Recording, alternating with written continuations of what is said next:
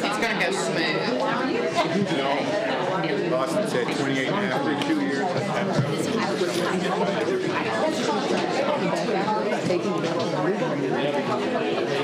I can't bend over to pop them up.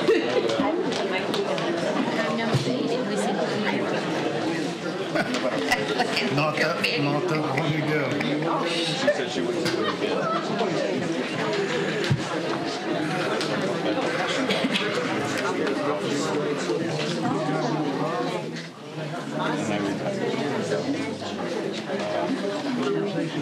I'll turn on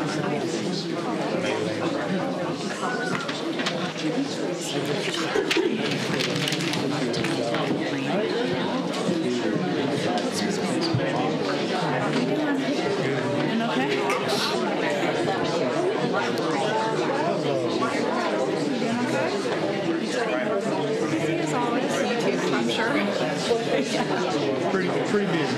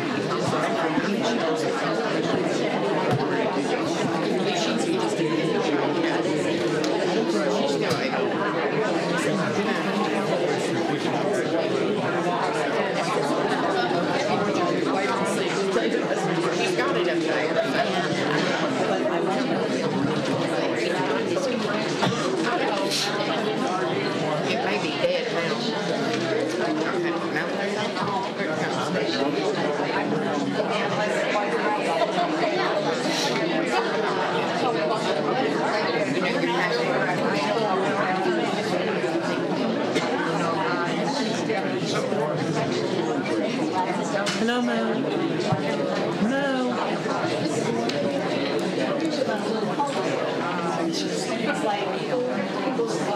Is it yours?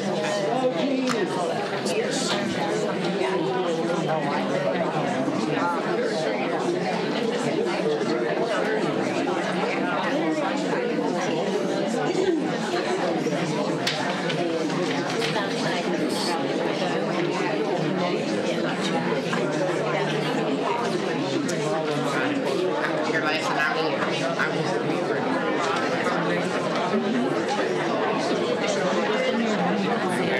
we're almost ready.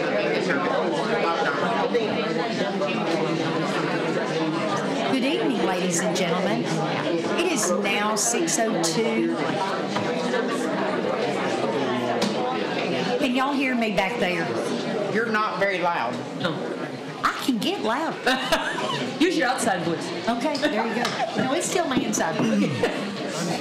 Welcome, ladies and gentlemen, to our meeting. It is absolutely marvelous to see this many smiling faces. Everybody smiling. I'm going to call this meeting to order. The first on the agenda would be a moment of silence and the Pledge of Allegiance.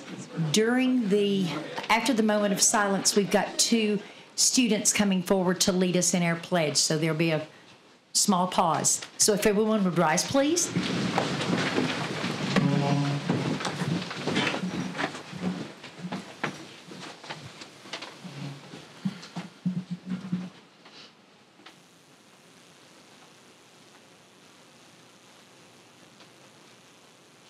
Thank you. So from Homestead, we have Raylan Soul and Cooper Hillis to help us with the Pledge of Allegiance. Come on up.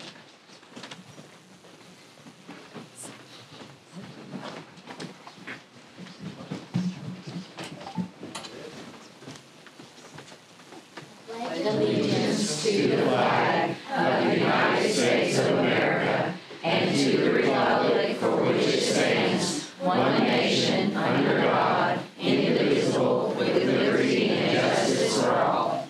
Thank you. Thank you. Thank you. I must say, that's a handsome crew. Yes, ma'am. Thank y'all very much.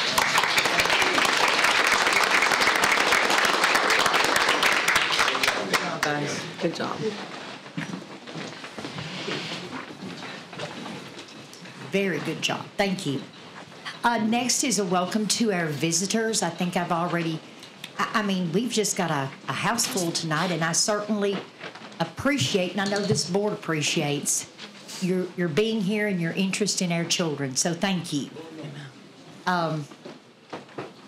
Stepp, our So Kids next First. is our Kids First Award. Would Glen Martin Elementary School Principal come on up? Or Assistant Principal, Miss Lowe. That's great.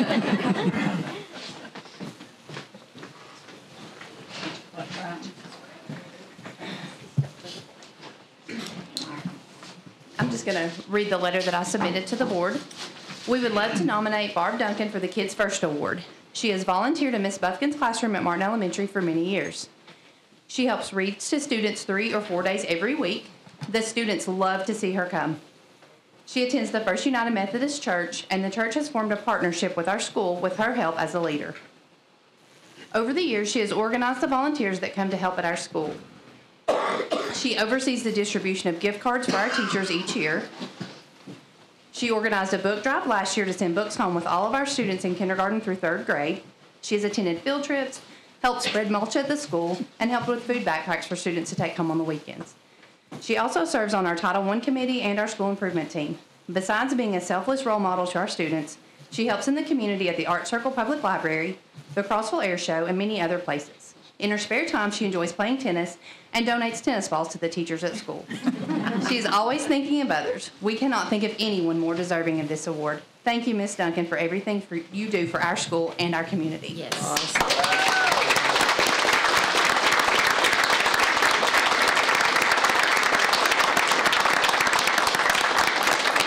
Kids First Award awarded to Barb Duncan for exceptional, selfless service to the kids at Cumberland County Schools.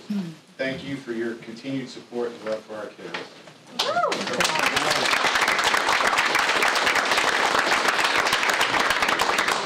That's lovely. That's awesome. Thank you, Ms. Duncan. Yes, thank you for all you do. Thank you, thank you. Next on the agenda is the charitable fund. Dr. Wood, Dr. if you would Wood. come forward, please. We always like to see Dr. Woods come. Thank you, Barb. Thank you, Dr. Wood.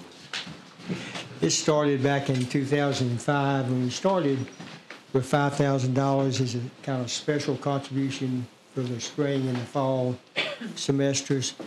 And this semester we'll be giving out $17,700. So it's really growing. I'd like to make a plea again. The thing that's most disappointing to me is we have so few people involved in it. These brochures are out front. Look at them. If people want to make a $5 or $10 donation, monthly, these things would add up. And we really need more involvement through the community. But there's just no reason teachers should have to take out of their pockets to buy school supplies. There's no reason why students should not be able to get the education they need because they can't afford the supplies. So we hope that everybody will look at this and contribute some in the future and spread the word. Amen.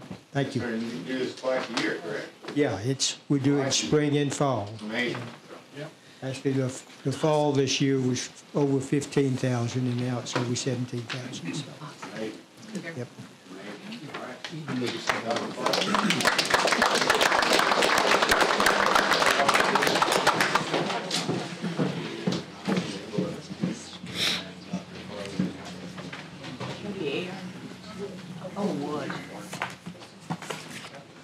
First, from Brown Elementary, Casey Lewis, 5th grade ELA.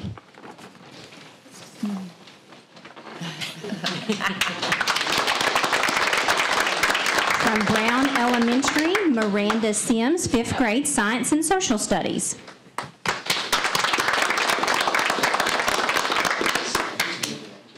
From Yes, that's good. From Crab Orchard Elementary, Jessica Marcy, Band, Music, and Choir. Computer died. From Crab Orchard Elementary, Lindsay Arms. Miss Arms is receiving checks from 2 different groups, 5th grade science class and the Beta Club.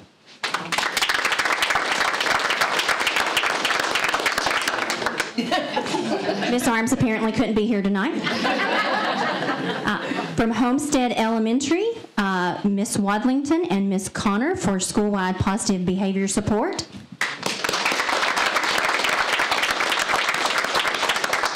From Homestead Elementary, Lauren Matthews for PE.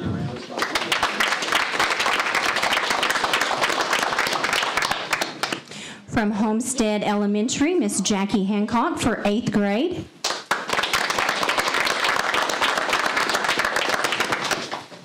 From Homestead Elementary, Wendy Bridges for the STEAM Club.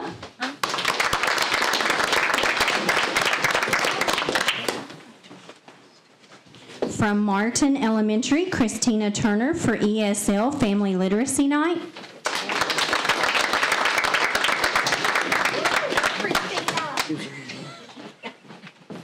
From Pineview Elementary, Miss Tina Niles. Miss Niles will also be receiving checks for 2 different groups, 5th and 6th grade ELA and JV and varsity boys and girls basketball.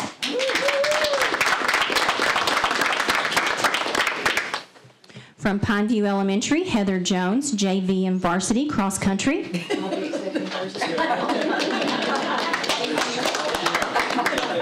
From South Cumberland, Mario Laborde for band.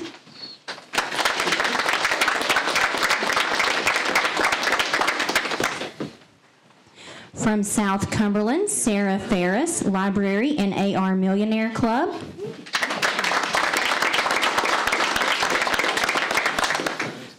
From South Cumberland, Tiffany Brewer for the Beta Club.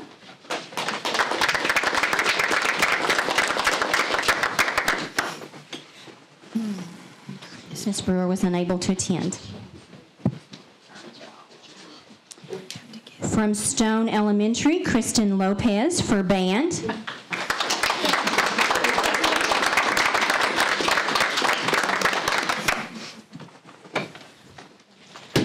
From Stone Elementary, Sherry Sather for ESL Family Literacy Night.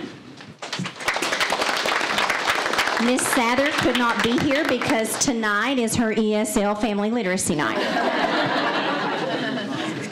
From Stone Elementary, Shannon Brown for Arts and Visual Arts.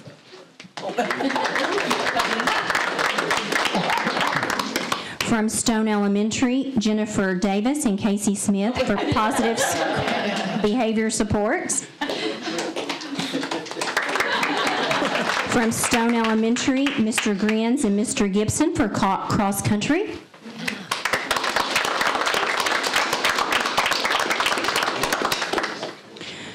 From Stone Elementary, Blaze Dishman for PE.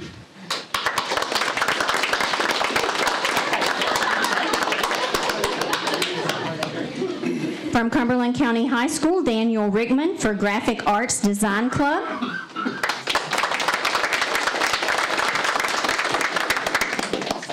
From CCHS, Carla Pratt for FBLA.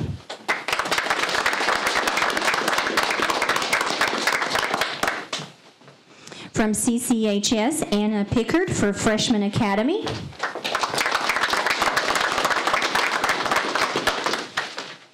From CCHS, Becky Atkinson, Reader Volunteer Club.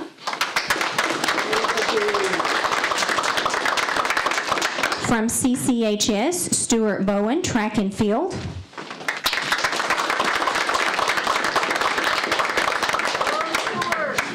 From CCHS, Randy Herring for middle school golf teams.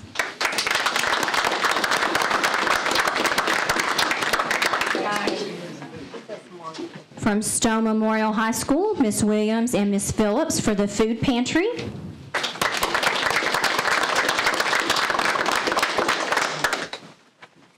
From SMHS, Annalie Dunbar for the pharmacology class.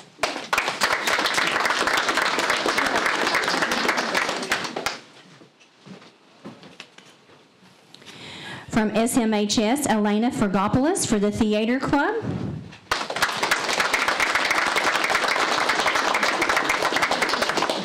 From SMHS, Brittany Bilbrey for the craft club.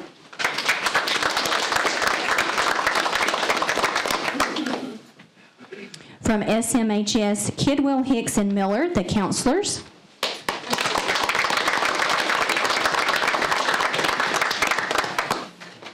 And from SMHS, Kylie Johnson for the class of 2024.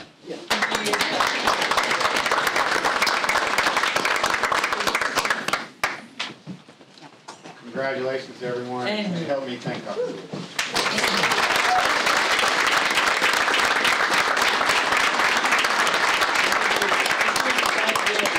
Yes, they do amazing work. Thank you, guys. Thank you. Thank you. Yes, thank you.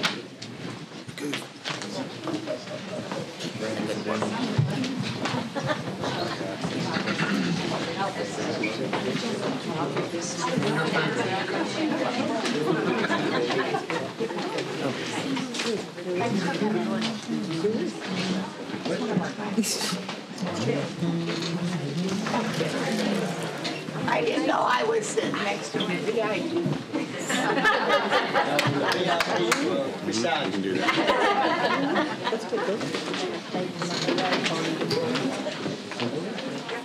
Thank you, Dr. Woods. Now, sir, special recognition Hey, there's Megan. She is faithful.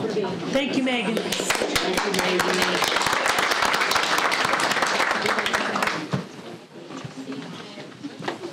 Now, is that better? Perfect. Okay, roll call. Ms. Stoll. Here. Mr. Safdie. Here. Miss Nichols. Here. I'm doing this. Sherry. I'm here. Miss Hamby. Here. Miss Hale. Here. Mr. Davis. Here. Mr. King. Here. Miss Stout. Here. And Miss Boston is here. Thank you. Mr. Patton, would you do our declaration? Yes, ma'am.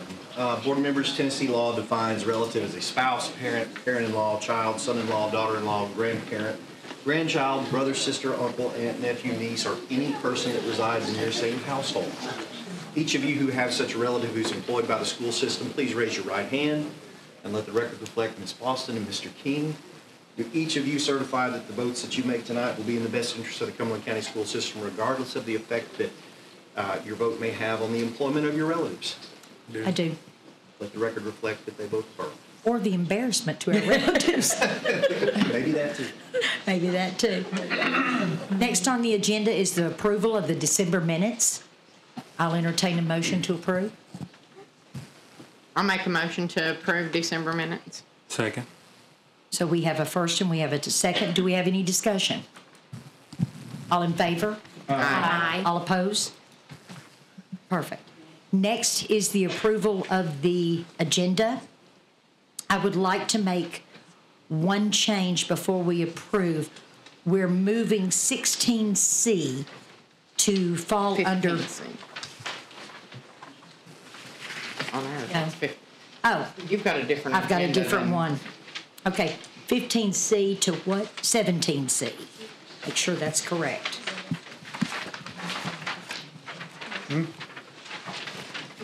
15C to 17C. Can you repeat that, please? We are moving, well, on this one, it's 16C too. I have 15 as the legal report. Yeah, it's 16C. Okay, then do I have a messed up one? The chief operations officer salary is what you're talking about, wanting to move Right. down to the 16C budget committee meeting. Right, it's going to be incorporated in the budget committee. Okay.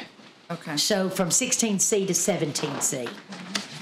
And that is the only change. I'll entertain a motion to approve. Move to approve. Second. Okay, we have a first and second. Any discussion? If not, all in favor? Aye. All opposed? Thank you.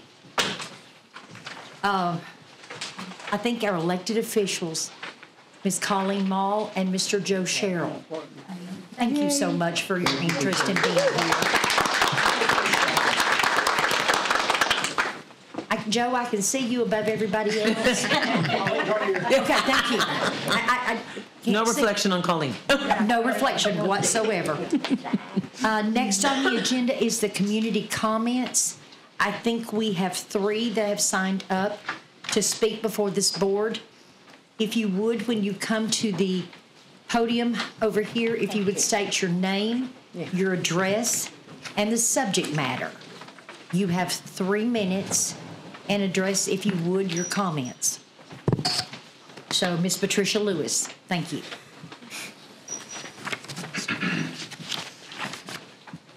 Thank you to the board for letting me address. I'm here tonight about the Third Grade Retention Act. My name is Patricia Lewis. I live on 3381 Potato Farm Road. I'm hoping I'm preaching to the choir and that most of you are aware of the third grade retention law that was passed. There's been quite a bit of disagreement between parents across the state and SOCM, which is the statewide organization for community empowerment, decided to make one of their goals last year to support and encourage our public school system because we feel like they're being attacked and blamed for a lot of things that they are not responsible for. And in that procedure, what we decided to do was organize a campaign to address our legislators about the third grade retention law and that we feel it needs to be amended to go back to letting the school boards decide, not to just retain a child because they fail a part of a test. Standardized tests don't work because there's no standardized kids. And we don't feel like you should blame the children for not having the funds to provide for literacy in first and second grade so that they do pass through third grade. So tonight I'm just here letting you know that SOCM is in support of you. We feel our teachers really need the support and we feel our kids need to have intervention earlier than third grade. So we are doing this campaign. We're also planning a lobby day on March 14th. If you're interested in signing up, you can go to socm.org, which is SOCM.org. You can scroll down. You'll find the third grade retention place, and you can put your name in and sign up for that. The other thing is I'm not allowed to pass them out, but I do have 2-minute action you can take of a letter that's already pre-written. All you have to do is sign that and send it to your legislators. Or again, you can go to socm.org and there is a place where you will be able to automatically send it to your legislators. And we want you to remember that SOCM's here in this community. We have a chapter. if there's things that you feel that you need us to lobby or on behalf of the school system, please contact us, okay? So Thank you. feel free to stop me afterwards and get a paper, okay? Thank you very much. Thank you, Ms. Lewis. Thank you so much.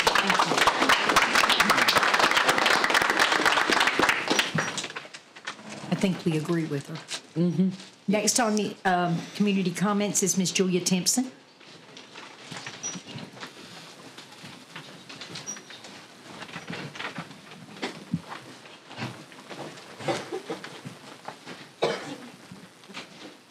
I'm Julia Timpson. I live at 6960 South York Highway, Clark Range, Tennessee, but I live most of the time at North Cumberland Elementary out on 127 North. Can't miss it. We're the ones with all the construction going on. Good evening. The CCEA was recently removed from the proceedings of our board. Mr. Inman always gave us time to talk, and I don't think that was the intention of Ms. Boston. I'm not saying that at all.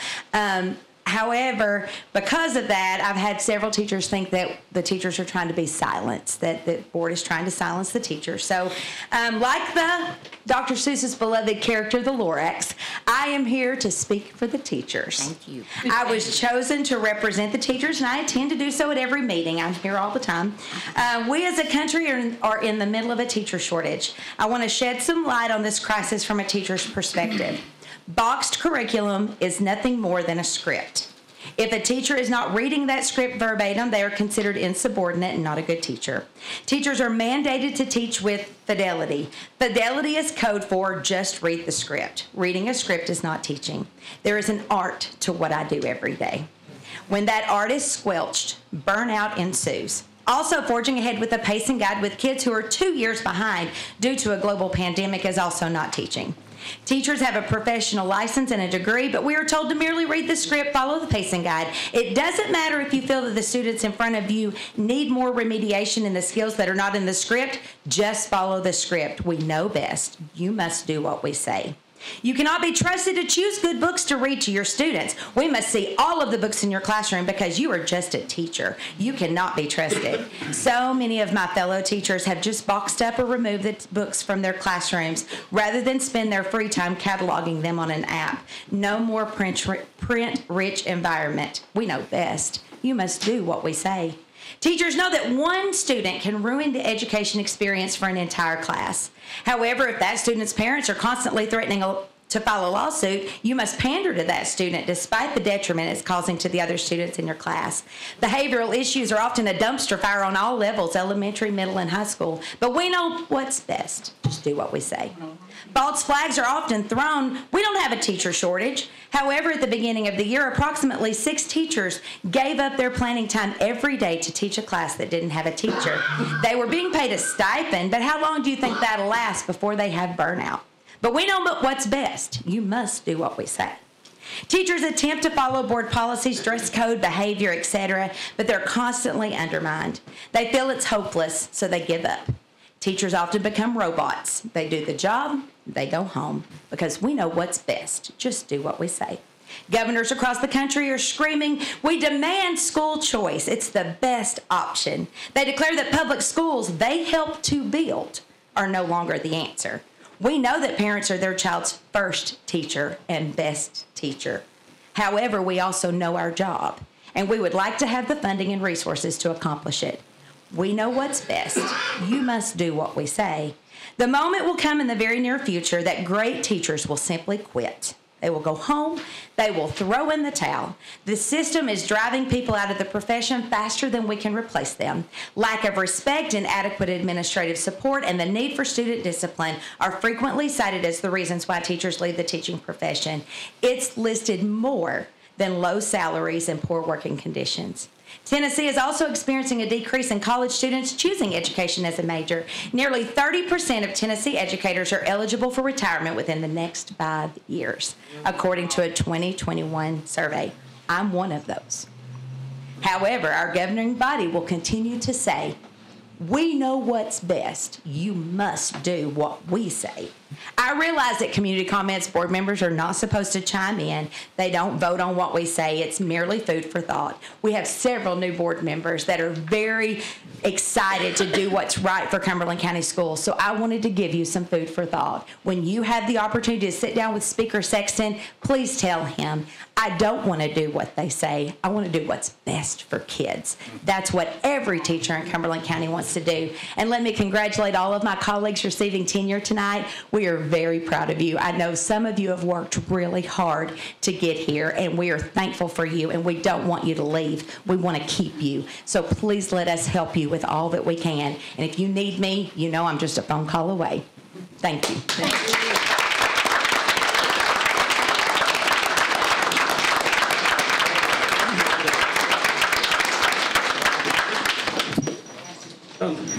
Madam Chairman, may I make a comment? Well, of course you can. Thank you.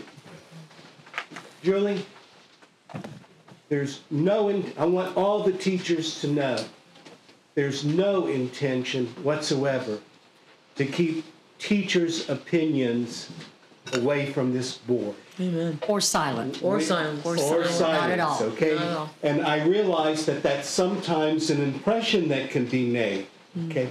But that impression doesn't match our board. For the longest period of time, we've asked the CEA to make contributions, and I hope that will continue in the future. What you said was outstanding. It inspired me. Thank you.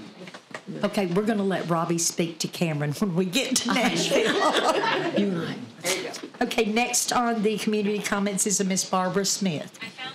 Good evening. My name is Barbara Smith. My address is 97 Heritage Loop, 38571. And I want to thank all of you for your service and being willing to do the work. The reason I'm here is to follow up on the concern about the third grade Retention Act. And if I understand correctly, you as a board have already sent a resolution to the legislature requesting they amend this. Being an activist, organizer sort of person, I understand the more comments they get, the more likely they are to pay attention. They have between now and May to actually fix this problem.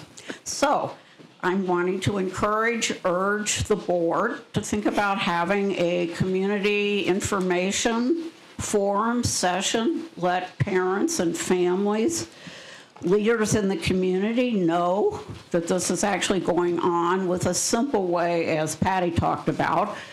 Yes, you can communicate. You have two people, Cameron Sexton, Paul Bailey. These are the people that represent us. So I hope the board will think about encouraging as many people as possible to actually get in touch with our legislators and hopefully stop the plan. Thank you. Thank you so much. Thank you so much. Thank you so much.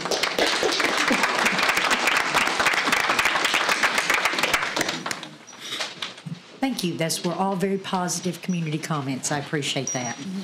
Next on the agenda is our school board reports. First is the TLN report, Ms. Shannon Stout. Thank you, Ms. Boston. This is going to tie into some of what you all were speaking to already with the third grade retention piece. So I've got some information regarding bills on that this evening.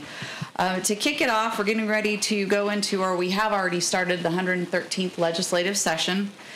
I counted today, but today is not the deadline. They've got till the 31st of January to get bills submitted, so that's the cutoff date. But there's 77 education-related bills that have already been filed for this legislative session. So there's a lot that's going to be going on with education. For the board and the public, there's a new tool that was developed by the Tennessee General Assembly. It's called TGA House Dashboard, and you can find that by going on the Tennessee government site, the tn.gov site.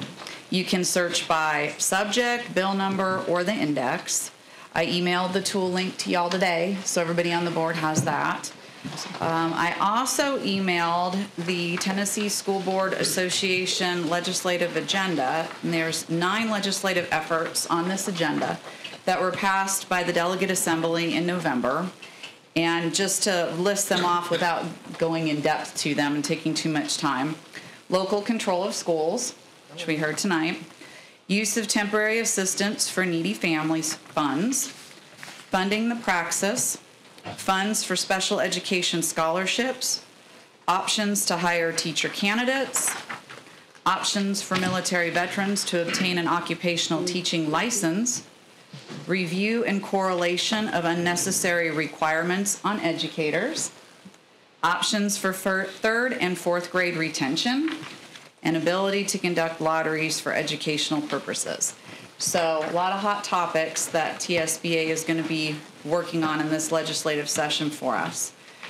As of now, the House hasn't scheduled any of their education committee meetings yet, so those are to come. The Senate had their first education committee meeting yesterday, and they received an update on the school turnaround program from the Department of Education. So because we haven't gotten to the bill deadline yet, there's not a lot of activity going on in the committees with the bills. I just wanted to mention a few bills that we want to stay abreast of as they start going into committees.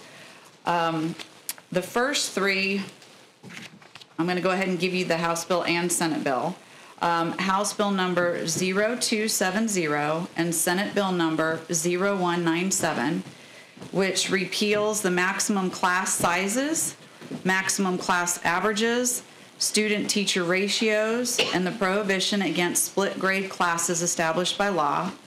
It turns that over to each local education agency and public charter school to establish their own maximum class size for schools under its control and jurisdiction.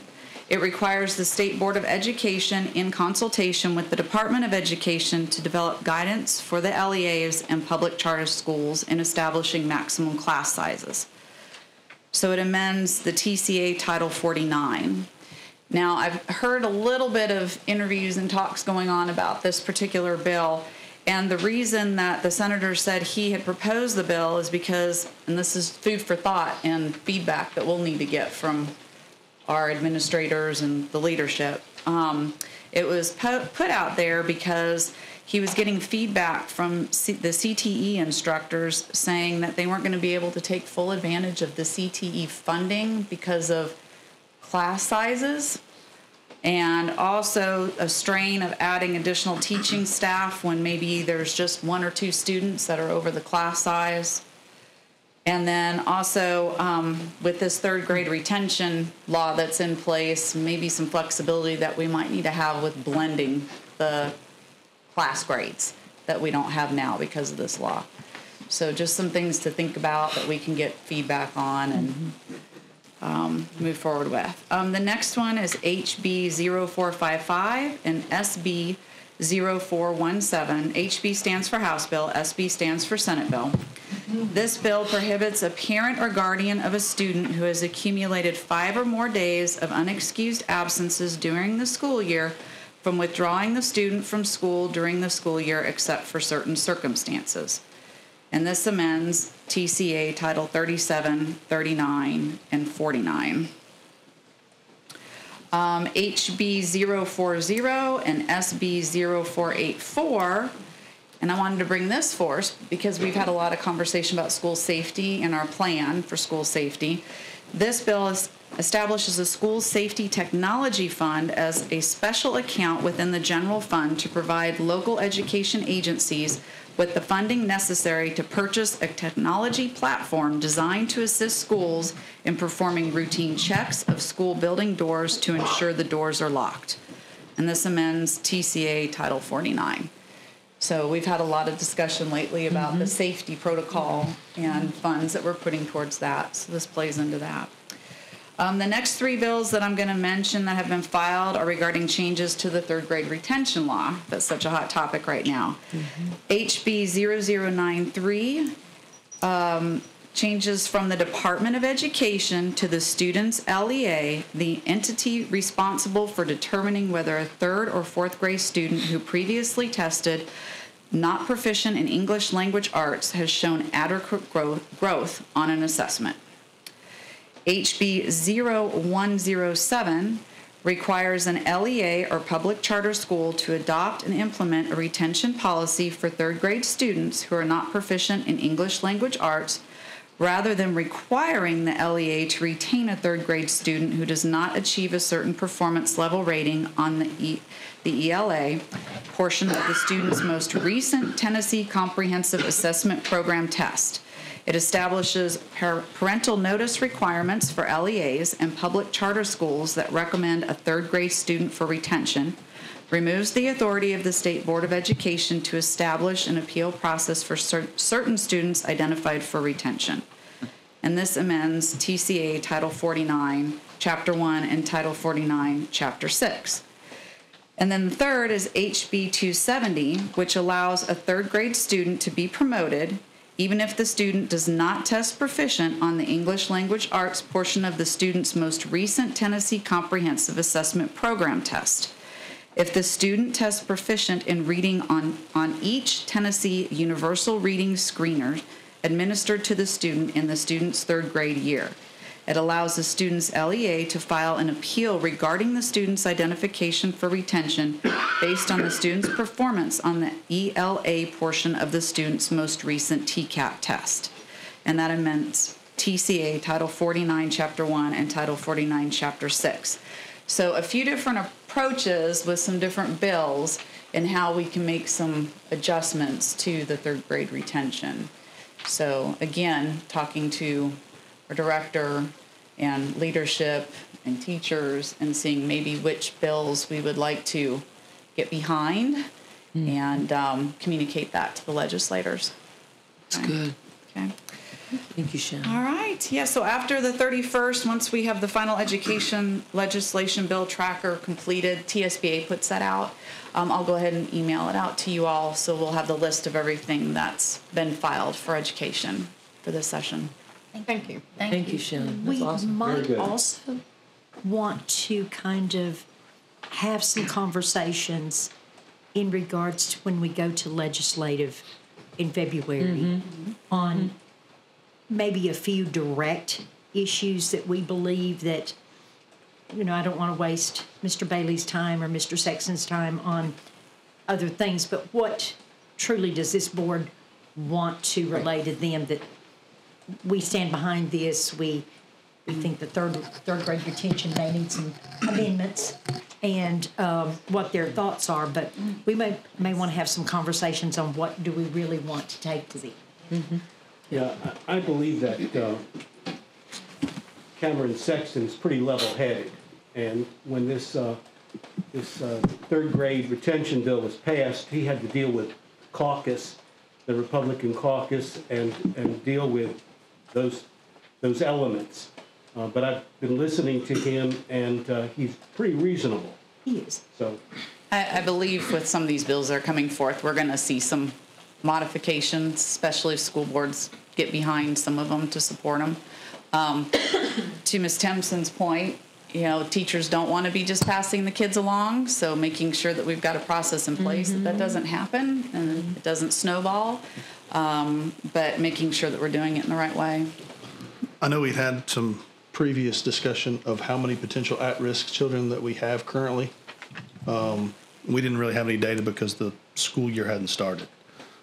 Do we have any data now that suggests or would support how many potential at-risk children we have? Across Upper Cumberland and across the state, if we're looking at third grade retention, our success rate statewide is in the mid-30s, high 30 percentile. For Cumberland County, I don't have the exact number on top of my head, but it's the mid-low 30% success rate currently. They are providing, as Mrs. Stout showed, a lot of areas where we can intervene, and we're still trying to figure out what adequate growth means in the fourth grade so that they can move on. And so there's still a lot to that law that hasn't laid down exact parameters. But I agree completely in that we do not want to lower expectation, but we also got to find the same supports to make the teachers successful.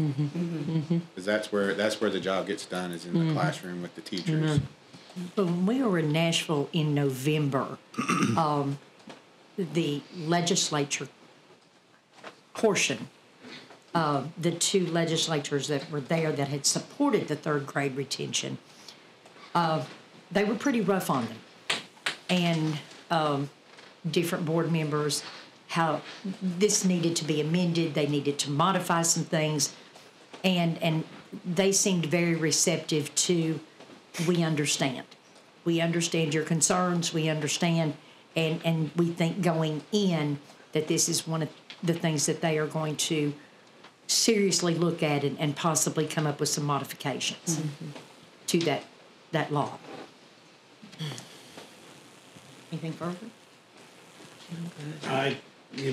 Thank you for looking at me. I mean, you all know a comment. My only,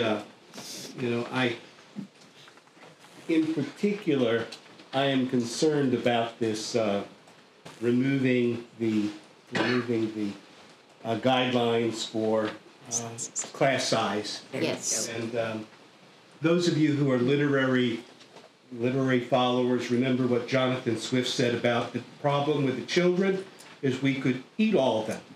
Well, I put this bill about enlarging class size in that same category. What in the world would we do that for when we know that the average class size for an elementary school is 250 to 300? We know that the average class size for individual class size, that was school size, individual class size is 18 students. So when we look at adding more students for whatever reason, it just doesn't strike me as a reasonable approach. Now, I imagine we'll have compromises on that, and I imagine that it'll be narrowed down to help CTE and some other issues, but such a broad generalization is just detrimental to education. And a lot of these bills seem to be that way to start with. They're much more broad, and as they get to committee, then they work on rewording and the compromises and the changes. So yes, we'll keep an eye on those and see how we can support those as well. If we could possibly stay away from the blended classrooms. Yes. Stay away from Jan.26th literature. I've been down that road before. It was not fun. Thank you. It was very nice. Thank you, Shannon. Thank you. Any other board members that have received training that they'd like to report? I've had a couple of webinars that I've done. One was on the legislative agenda and learned a lot about that. That was in December. And then recently on how does the General Assembly work? That was a webinar that I gleaned a lot of information at that webinar. I felt like I was in high school again in my government class, so that was a good thing. Yeah, it was a good thing. I also had the opportunity to attend both of those, along with the public comment at board meetings webinar that they had in December. So they've had some good training, TSBA, yes. their webs. Yeah. They do. I do those too. Thank you. Mr. Patton, your legal report? Yes, ma'am. There's no new litigation, and there really are no updates in your currently existing litigation. I'll follow up with Mr. Williams, who's handling a couple of those cases, and have a report for you next month. That's fine. Was there anything on the Jewel? Did we not get some emails on the Jewel that? Nothing substantive. Okay. Mr. Stepp and I exchanged a couple of emails, and that he'd received an email directly from Mr. Shinoff, but it was really of no substance. Got it. I think we'll have a little bit more on that next month. Perfect. Yes, ma'am. Thank you, Mr. Patton. Next on the agenda is our director's report. Mr. Stepp, she's all yours. Okay, well, we're going to start off with 10-year recommendations, and I have a correction on the name list. So the 10th name down should be Ashton Hayes. And I assure you, Miss Hayes, all the other paperwork is correct. You're good to go.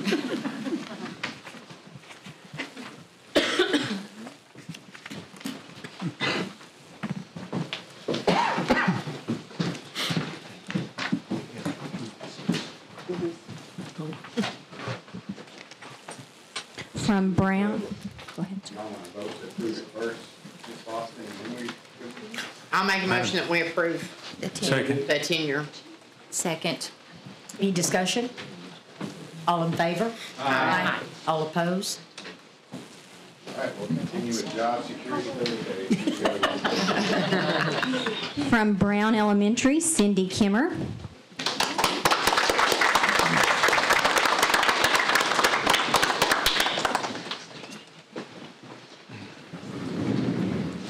From Brown Elementary, Andrew Owen.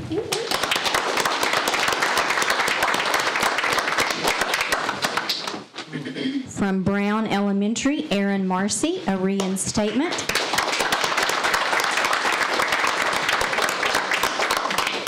From Crab Orchard Elementary, April Shelton.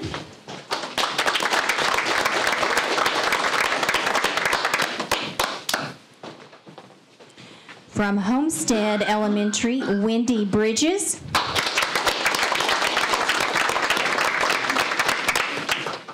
From Homestead Elementary, Lauren Matthews.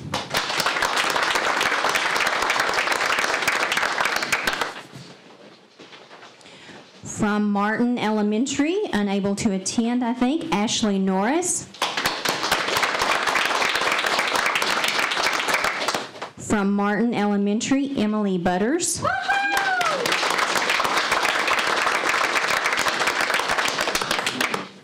From Martin Elementary, Rose Davis. Ms. Davis was unable to attend. From North Elementary, Ashton Hayes.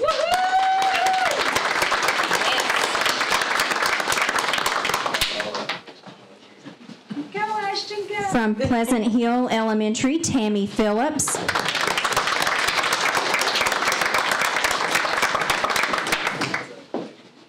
From the Phoenix School, Sharon Miller.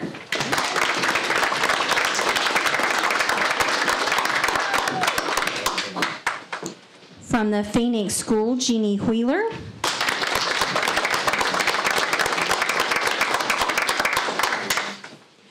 From Stone Memorial High School, Chelsea Phillips.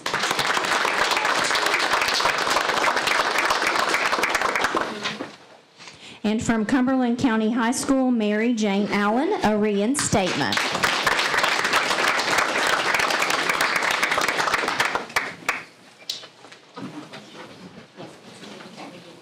So I need. Okay, so from Brown Elementary, if you all can come over, we'll get a real quick picture. Brown.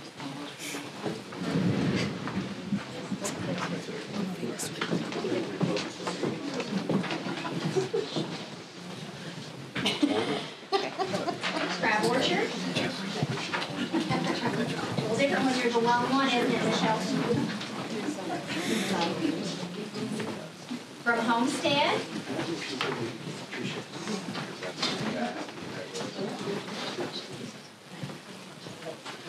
Martin. Rescue.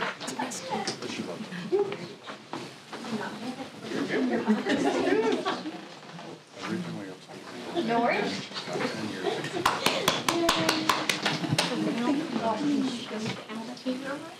Pleasant Hill.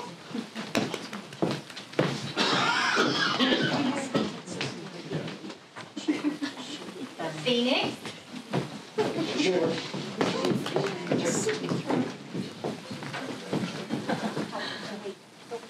SMHS.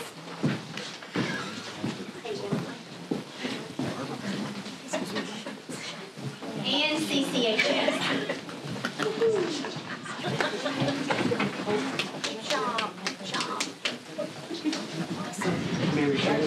Mary Jane. Are you related to Patricia? Patricia Allen? Ladies and gentlemen, congratulations. Congratulations to all. A lot of hard work.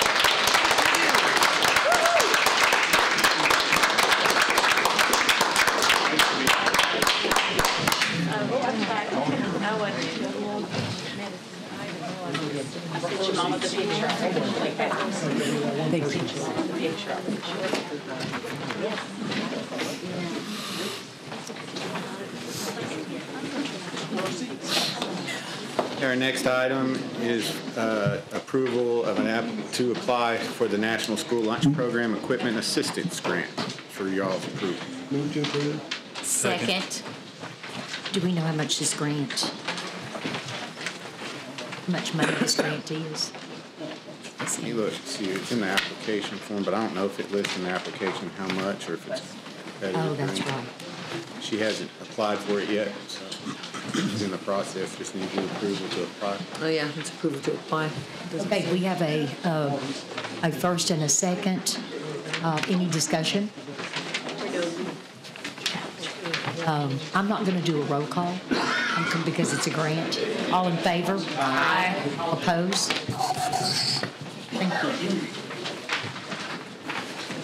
Thank you, Ms. Next Hamby, item. for all you do for our children. Our next item is the Safe Schools grant that we received. That's the letter that shows us how much we received. And of course, the budget, we've talked about the budget before, and it's developed off of the Safe Schools assessment that we have to do every year that's required by the government. And I had a question of this, but it had on there 37,250 matching funds. Do we know where? Yes, so every local has to match. Our match comes from paying for the safe school counselors, so we spend a lot more than the 37 Oh, absolutely. that's listed there. So our safe school counselors, the 5, are paid through our general fund, and that's considered the matching part of this grant. Perfect, perfect, Yes, ma'am. perfect. I'll entertain a motion to approve. Move to approve. A second. Any discussion? All in favor? Aye. All opposed? Thank you. So the next is the Supporting Post-Secondary Access in Rural Communities grant that we received.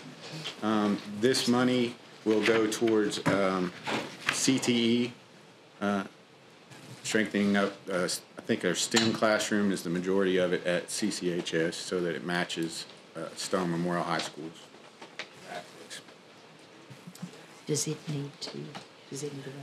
No, we've already got it. We were Okay, these are Just- making you aware of the grants that we have. We do that with each grant. Thank you. Next item is our annual planning calendar, where we are. For your awareness.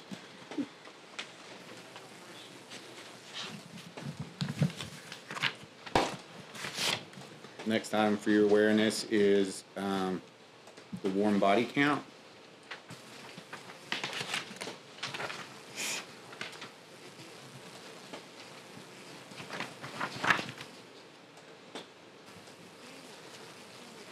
Any questions?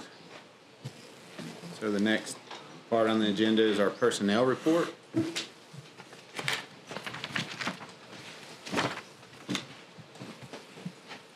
There's no questions. The next part, is there a question? Yes? Can I ask a question? Sure.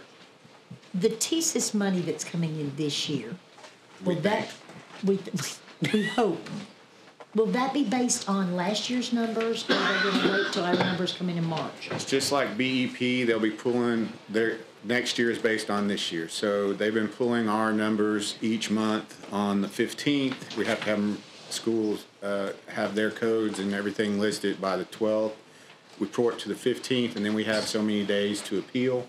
So, and what that means is, like, there was a couple of months where there was a cohort of 30 or 35, I can't remember the number, that just disappeared out of our EIS system, our student information system.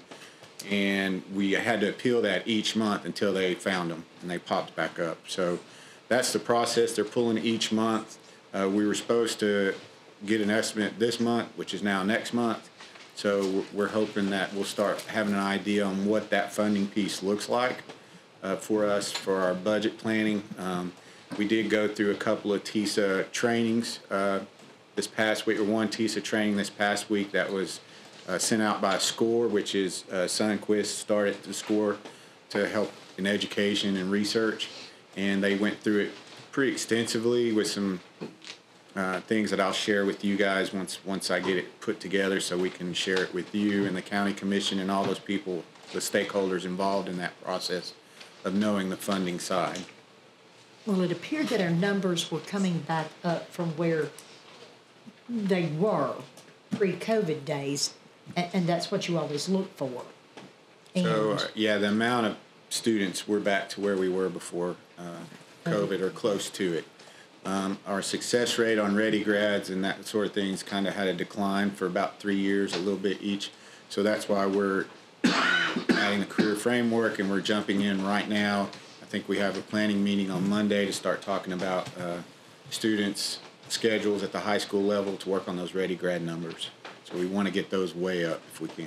Mm-hmm. Perfect, thank you. Mr. Stitt? Yes, sir. Our enrollment was 7,012 students. Is that correct at this point? I think so. I have to go And- back and look. I didn't memorize it. at the beginning of the semester, at the beginning of August, do you recall what the enrollment was? Miss Bray, we were at 6,900, I think, somewhere in there. We've gained almost, say, 100 to 150 students. And I think during the pre-COVID days or the COVID days, we got down to 6,800, 6,750 students. So we have been. We're inching up, and Yeah. I've kind of been watching that because all of our financial numbers are based on the number of students, and then go from there. But I think prior to COVID, I think we topped out at like 72. Right. And so we're almost back. And then we have the substitute list. I have a question about are we still lacking for subs like we've been in the past? So there's two variables to that. There's teacher attendance, what the numbers are there, and do we have the amount of subs to support that? Okay. So that's where we're trying to balance that so that we can keep up with when they're needed. And teacher attendance happen not being able to attend school. There's tons of reasons, life reasons, all kinds. Well, you know, you're a teacher. Yep. So we're trying to really each month working on build that substitute list. We had a meeting, and how many did you invite, Miss Bray, to that meeting for sub? 20 invites, 10 showed. So we're still being challenged with them signing up and saying they want to come, but then they don't show. So we're still struggling with that. But we have 10 more added to the substitute list this month. So.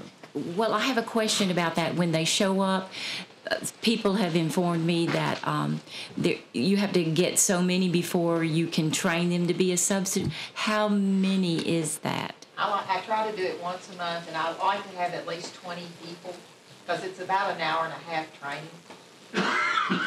So if there's only 10 people, you're saying they won't receive the training? We do it once a month regardless. Okay. Thank you. That's I do regard. it monthly. Thank you. And I have done one-on-ones with people at Thank you, Ms. Boss. Thank you. Thank Do we have that? So is our substitutes increasing? Remember that? I mean, we had trouble there for a while finding substitutes. Is that being a little bit, are we getting It's some probably relief? been better because I probably have averaged adding 10 a month. But you have to also understand, we may put 10 on and 5 decide not to do it anymore. It's just kind of a flow back and forth. Some people want to do it for a while, then they stop, then they come back, their life changes. Yeah. It's not like being a bus driver? Yep. And the other variable with subs is sometimes subs only want to go to certain schools and they won't go to other schools. So then that cuts down the pool for certain schools.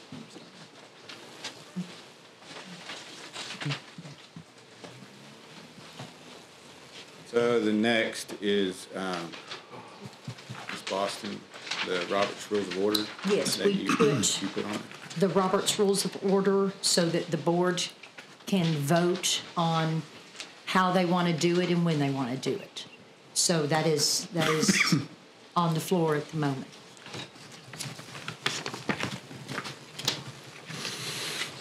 I'll make a motion to go ahead and include it in our February 8th follow-up work session.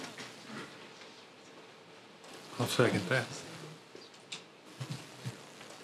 I have a question on that February. When did we come up with that date, February the 8th? Saturday. That's when we were Saturday. here. Training. January 14th. June 14th. When we were working on the strategic plan. We said February, that's a Wednesday. Yes. Yeah. During After the day. And you wrote it on your calendar. We did it after the You had your policy calendar meeting. out. Did it after the policy meeting. And I think you need to probably include in your motion whether you want it to be Zoom or whether you want to pay him to come here. Can we decide as a group before I add that into my motion? Well, I mean, that has to be part, and then we'll discuss it once the motion's out there. Whether by Zoom or, can I include both? Whether by Zoom or by in person? I think you kind of have to do one or the other. The money is now, after tonight's meeting, the money will be there, so that is not an issue. Okay. So, I think. So let me retract my motion. Yeah, it's your Let's have a motion. little discussion about in person versus Zoom. You gotta have a motion before discussion. Got to have a motion. Okay. Yeah. Alrighty, so I make a motion that we have in-person training for Robert's Rules of Order on February 8th during our work session. Oops. Second. Okay. And then we're gonna have a discussion, right? Yes. So now, what time is our? I think we decided Five. for It's five. 5 o'clock. 5 to 7? 5 to 7. Okay. So you want him here, will that take up an hour of our work session? Or are you extending our work session? Mr. Stepp, was it to be an hour that we had originally talked with That's them what about? Mr. Torres said, it would take about an hour. But Okay. he can fit it in a time, whatever we need. Okay. And what day, February what? 8. February 8th. After the policy meeting. After the I policy was just meeting. gonna say, since that is a weekday, So if and it's gonna be a very late evening for Mr. Torres, are we sure that he can come here during the week that late in the evening? I mean, I think he would. He probably would. I'm just saying we need to take into consideration. That's a really long day for him. Or we could do it virtually, depending on what Yeah, y'all. I mean, that would be the wanted sensible to do. thing, and then he doesn't have to travel to Nashville. Well, if you put it at the very end, and from 5 to 7, we do the strategic planning and our goals, and we follow up with that, and then he's here at 7. I mean, Ben's pretty young. He can take a late night. Or we could flip it, and he could be first on the agenda. It depends if He could it's drive you snowing. home. If it's snowing, the weather's bad, you know. Just offer him to stay. That's a whole other factor. Be in our He can stay at our strategic, house. Yeah, there you go. have it be in our strategic planning meeting. I think it should be at the end so we can actually get Yeah. that part of the meeting done with. That's what she said, yeah. Instead of having that at the beginning. And so then whoever is wanting to go ahead and stay for the training afterwards, then can go ahead and do that. Training's not. Yeah. That's We're good. gonna meet, we're gonna meet. Yeah, that way Well, it's, Clean that up. So it would be from 7 to 8. it would be from 7 to 8. Now, I would want to just put this out on the floor. I said Ben was young, and he can make the late drive. Ben also has 4 children. Yes, he does. So, I mean, I think we would need to verify with him that he can be here at that time. Of course. Or Zoom. Or Zoom.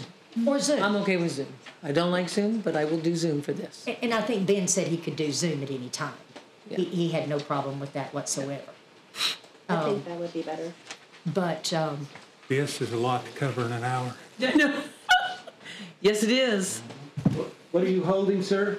Robert's Rules of He Order. said that's a lot to cover in an hour. look, Well, maybe we I can can- stretch it to an hour and 5 minutes. I can tell you now, Ben Torres does not go cover to cover on the Robert's Rules of Order training. I've been through it a few times. He's good. okay. But he does a great job. That's what I was gonna add. We don't want to not cover to cover. No, we don't.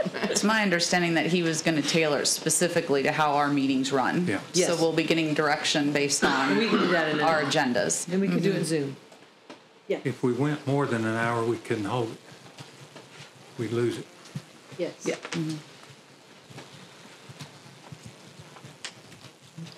So, Do we, if the option is to Zoom, then we can all work with him virtually. But if he comes to Cumberland County, do we want to assist him in finding, a hotel, provide money for an $89 for a night at the hotel, just in case he has to I spend the think night? that's probably in his fee. I believe that's part of his fee. Oh, that's part of his fee? Oh, okay, cool. Travel. one would think. think so. You would think travel would be in there. I don't. That, well, I mean, he just has to go home to Nashville. I know, but it's 2 hours. He's young. If anybody's telling him I said this, All right. He's gonna watch the meeting. So, Point of order. we love you. Are those the logistics that we can We've work got a out once motion. we know he's available and how we're going to do Floor, it? is that right? Yes. We've got a motion on the floor And a second. and a second to have him come here February the 8th at 7 o'clock. If Ben cannot be here. We're okay with Zoom. We're okay with Zoom. Is that correct? Yes. I agree. Yeah, sounds like everybody's on board with that. I'm okay with that. Okay, is everybody okay with that? Yes. Okay, so I'm going to do because it does involve money. I'm going to do a roll call vote. Ms. Stoll?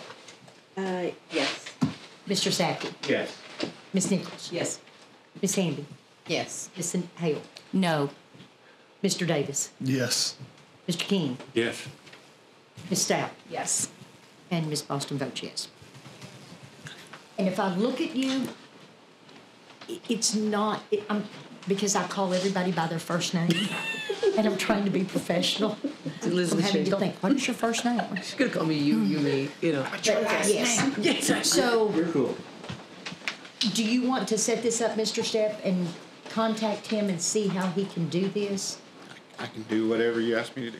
Yeah, would you please just touch base with Ben Yeah, I and can. find out how he whether it's too late for him to drive back and he prefer it to be Zoom, because we now have the money set aside. We now have money in the budget. So there was, just to clarify, I think I sent an email out clarifying, there was money in a PD line item that we could have used that was already approved at the beginning of the year when we approved the official budget for the school year. And that, Ms. Bray, is that correct? But that was for CFO, right? So you would have been able to use that if you needed to. Yeah, no, I'd rather it come out of ours, and that way if we do get a CFO, Stays there. we can train them. So Maybe we're, Ms. Bray wants Ms. to Bray utilize right. some of those funds. I know. so we would be pulling the funds out of the board education funds, is that correct? Out of the board travel fund. I think that's where it should stay coming from instead Yes. of trying to pull it from somewhere Yeah. else. Right. We have our own budget for the things that we need to do, and I think we need to stay within that budget. That is- not pulling it from somewhere else. That's fine. And budget committee met Tuesday, thank 2 you. days ago, yeah.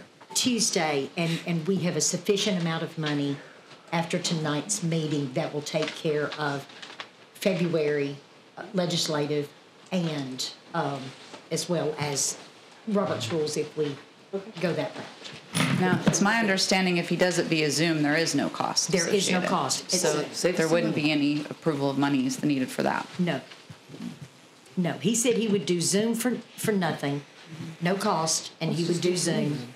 But if he came here, it would be a $1,500 fee.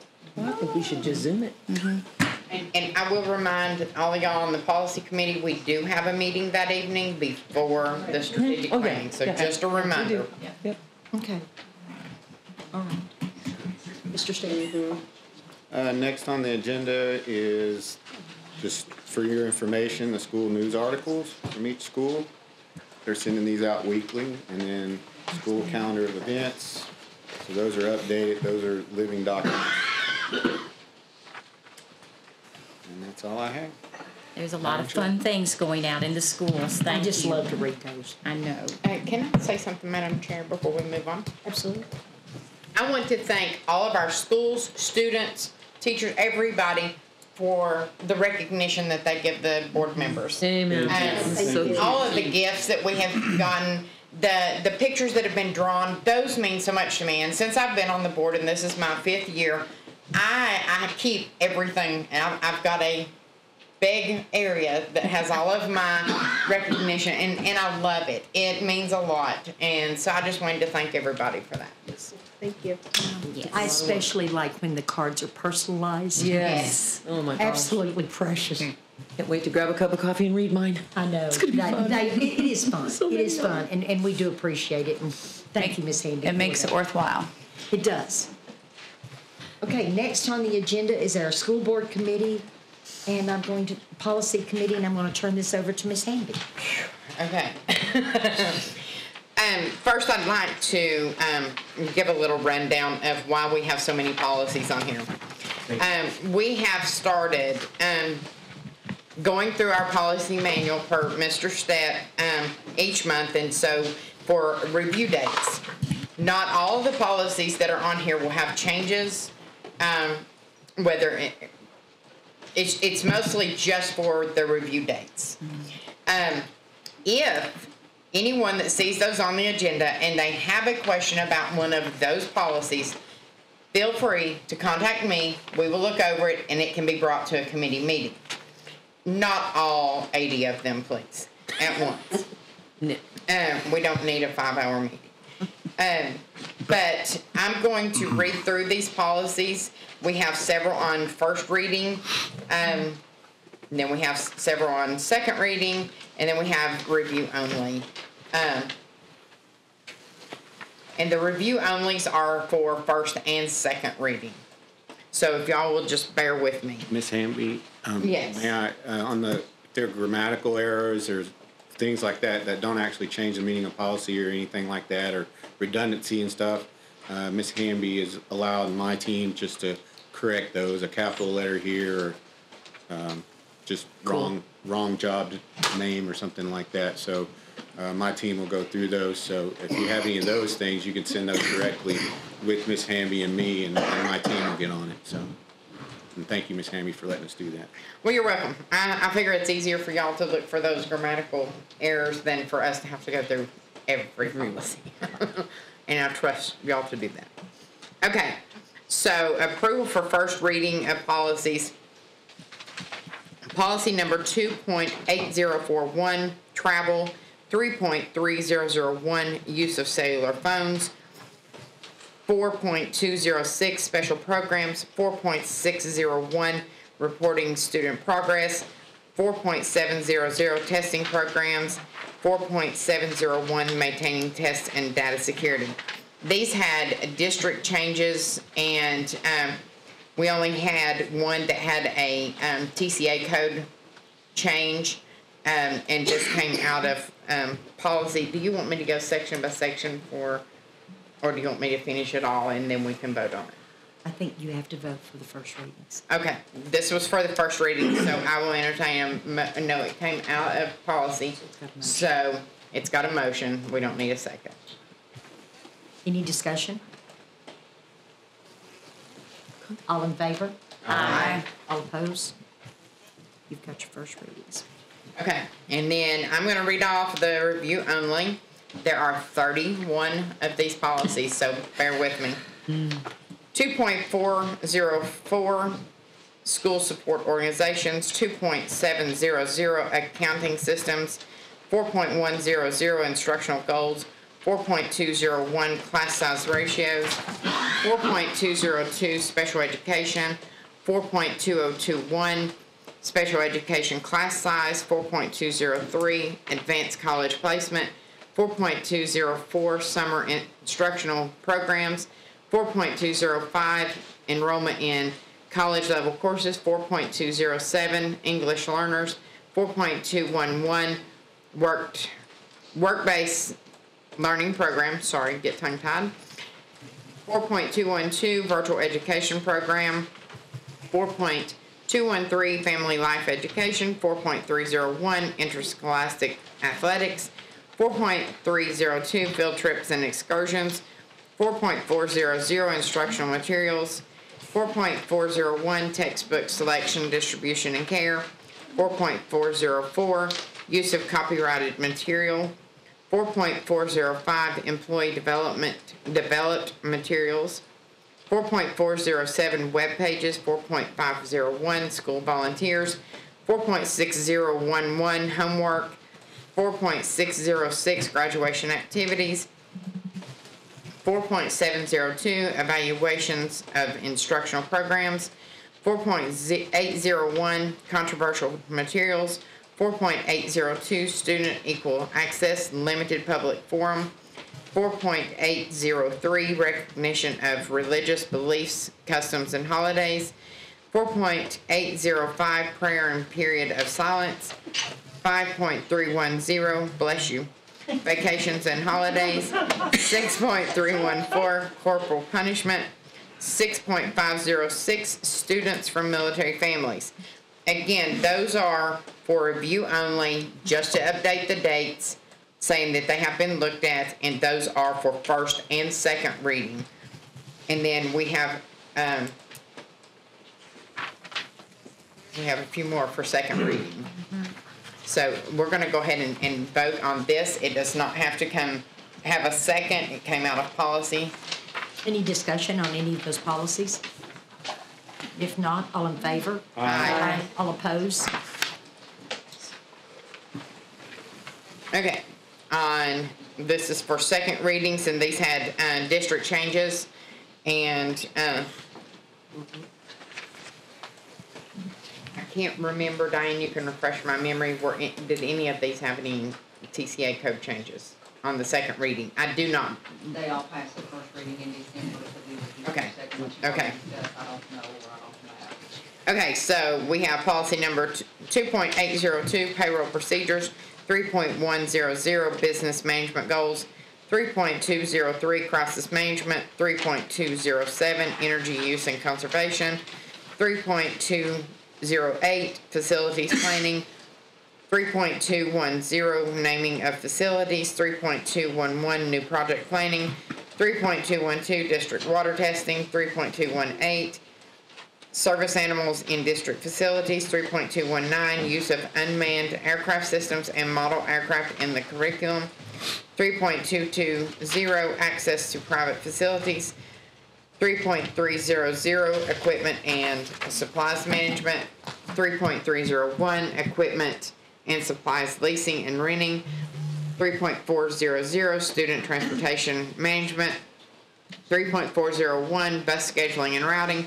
3.402, special use of schools vehicles, 3.403, traffic and parking controls, 3.405, commercial advertising on school buses, 3.500, food service management, 3.600, insurance management, 3.602, workers' compensation, 3.2011, protection against injury, 3.2012, violation of safety procedures, 4.209, alternative credit options, 4.502, parent family engagement, 6.307, drug-free schools. And those are for second reading. And come out of policy, we don't need a second. Any discussion on any of them? All in favor? Aye. All opposed? And these were second, and I've already read these numbers. I'm not going to read them again. These were for second reading of the review only. So we also will not need a second on those. So Any discussion? All in favor? Aye. All opposed? You have your policies. Thank you. No, you may be thirsty. Okay, next on the agenda is the athletic committee. Mr. Davis, did you have? Sure. Yeah, I can give an update. Would you please? Yeah. So myself and the other athletic committee members met with Mr. Stepp and the athletic staff and some of the community members earlier in the week, just to kind of go on a deep dive of what our procedures are, what our policies are, just kind of to get a temperature for what our athletic group looks like in a whole from a county perspective, so we could best position ourselves as a board to support Mr. Stepp and all of the staff that are involved in that, because we feel real strongly that the athletic side of the academic experience is very vital to the successes for all of our kids in our area. And we want to give that opportunity to the best of us so we can support that we can. So a couple takeaways. I know we had discussed some prospect of how we're going to potentially make changes. I say we, I mean Mr. Stepp and internally, if there are anything that we can do pertinent to the TMSAA discussion, and we're going to be reconvening next week to continue those conversations. Okay, thank you. Any additions or subtract? Okay, next is the budget committee meeting. And the reason we moved the deputy director or operations Chief Operations Officer. to the budget committee is because that was where it was removed from last, in December's agenda. So we're going to put that back on there because those initial conversations came out of budget committee. I think the budget committee met and discussed thoroughly a salary range for this chief operations officer. And we had recommended between 80 and 95. And just to clarify, this used to be the title of deputy director, and now it has been changed to chief operations officer. Right. Yes. I think when we approved it, it was deputy director. Now it's chief operating officer. But that was the recommendation of the budget committee meeting. It is a motion on the floor. It does not require a second. I'll open the floor for discussions. I guess one of my questions is, with the salary that you guys came up with, we're able to go ahead and meet that for this year. But going forward, how are we going to go ahead and add that into our budget?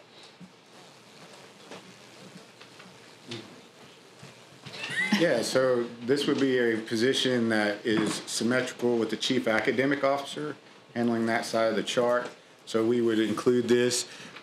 If TISA goes through, we have that option. We also would look at the budget with the budget committee and problem solve through that for the sustainability of this. I believe it is sustainable. We can get down into the details as far as where it would fit in the budget. But this would be another accountability mechanism that I would use to save money. It's just more, it's an ability for us to be a lot more accountable for our projects, procedures, systems on the operations side. I think one of my concerns about this is that we still do not have a CFO. And I know that's two different positions, but if we go ahead and I mean, I don't know what the reason is that we don't have a CFO. But I know that that's a very important position that we need filled. I agree. I don't know. I don't know that I'm not saying that we don't need this position. That's not what I'm saying. But I don't know that I'm comfortable with hiring someone for this position until we have got out here and done all we can do to find the CFO. So those are two completely different skill sets. Yes, so they're and not I related, understand that. Not related, except for both the working in the operations realm. Can I ask a question? And I don't remember. Anita and Chris, you're on budget. Where is this money, where did we determine that this money was coming from? We looked at money that wasn't spent for positions that are open. So, because we still have that remaining money, We haven't paid it, so. if we were to put somebody in place right now, then the money is already there for this position for the remainder until we start budgeting again. As I count it, yes. And is that the way you remember it as well? Okay, so this is not something that we're going to have to Find money. find. Right. We don't need to find money for it. The money's already there. Now, when we start budget in May, that's a whole different New ballgame. ballgame. Yeah. So the Only plan. CFO money is already there. If we hire both of these positions right now, say if we had the candidates ready to go, would we be able to afford both of those positions right now currently? For the first 6 months of the year, you had several open positions. And if you take that money, add it up, it's more than enough. What if we fill those open positions though? It's money we haven't spent. But the We have a CFO, stack of money to pay. We don't pay it out, it's still there. the CFO position, and I use the term her because it was a her. Her money's there. We've not used that. I think because Kim Bray is playing double duo. Becky Farley played a double duo for a period of time. We didn't have some of these positions that were drawing a salary. So their monies is still in those line items. And I think, if I'm not mistaken, did we not discuss in budget that we had sufficient amount of money just to lead us through the new budget? Correct. Until we got to the new budget. We've been pretty proactive on the other side, I think, too. We approved the organizational chart. We've already approved the job description. Right. We've already been through budget. Thank you, Mr. Davis. That's important. Yeah. So, Yeah. I mean, we've set this up, or Mr. Stepp has set this up to look at it. It's a change for our district because it is a new position, and it's one that we've never encountered. So you don't really know what to expect. And this is a very common position in school systems our size and larger. In fact, I believe the West Tennessee Supervisor of the Year for the Department of Education was a Chief Operations Officer. And I'd like to make something clear. I'm not against this position. I understand. I am trying to understand because it is a new position for us. And I'm like Elizabeth, I wanted to make sure that we're covering all angles of it and where the money is coming from. That's so good questions. That's Clarification is good. Sustainability of it. That was yeah, the sustainability of it. the sustainability of it, I think, with TISA is anybody's guess. Yeah. I mean, it may be a matter of you have to pull from somewhere else to maybe sustain this. But I, in looking at the budget in every budget year, I can't see where we would not be able to sustain it. And this person is put in place to save money. Right. That's where we want more accountability in all of our processes and systems. We got a auditorium that's about to be built, and we contract out the expert to tell us that it's being done right or not, who we're also paying to do the architectural plans and all the other things. So I think having someone on our side with their eyes on it that have that expertise and that ability will make everything more efficient and probably give you guys a peace of mind on all projects that we really have an expert there making sure that project is being run correctly and most efficient. And A little more check and balance there. Yes. Yeah. And I think if the money's in place and it's come out of budget committee with a recommendation, we certainly don't want to hold up if we have a good candidate, a possible candidate that could come into this position for not being able to fill another one at this time. Right. Now, and I read the job description. Facilities sort of falls under this person's arena as well, right? all operations. So it could be transportation, facilities, maintenance, everything on that side. This will be the project manager of those. Can I ask a question? Yes, ma'am, of course. At the bottom of that, underneath this chief operations, the inventory and textbook, could that not go under the chief academic officer side? It can be both. It Okay. can be both.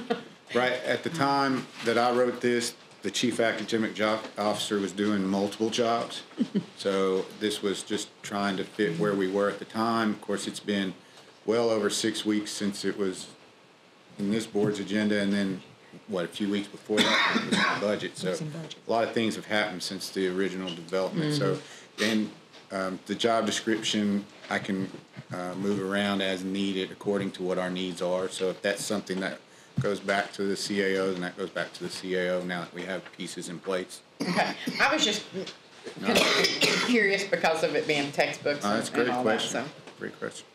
To your point about where the money would come from, so we're up $175,000 year to date Right. on school tax. Right, for this year, I knew that we would be able to go ahead and cover it You're for talking this about year. It was just more recurring. the sustainability going Well, forward. that's what I'm getting at is that 175 comes from the business that has just came to the area, right? So those monies, they're not leaving next year. Good Lord willing, the creek doesn't rise. So Come on. that's money that we can kind of maybe lean on Yeah. moving forward. That's a good point. Well, and I'm still very anxious, and those are two of the big main questions that I would have is the certified salary study is still out. Yes. We don't have any idea what that's going to bring in. I'm a huge supporter of if we can get our teachers' salaries increased, we've got to do that. And then, of course, the elephant in the room, which is the auditorium. We have no idea what that's going to do. So, Mr. Chamberlain predicted that to come back about $355 a square foot and you said we had enough money to do currently. currently. Are you going to write a check for somebody? Our situation where we're at, we do have that through the ESSER at this time. Right, but I mean, that was one of the reasons why we set aside and wanted to maintain. Yes. If it comes back within our budget, then we're looking better. But I really want to look at that salary study for our certified personnel. Yes. With the auditorium, there's several contractors interested, so this bidding process might benefit us more now. That number that he had per square foot actually came from a school that was bidded out in Putnam County that he was over, and there was only one bidder. And we've got several interested? He said there were several interested in this project and looking for that process to start so they can get in. Okay. My question is, who has been over all these facilities in the past that we even need this position? It was broken out between 3 different chiefs before, so you had a chief academic officer, chief of human resources, and a chief finance officer, and then they took all those operations and branched them out between the 3 chiefs.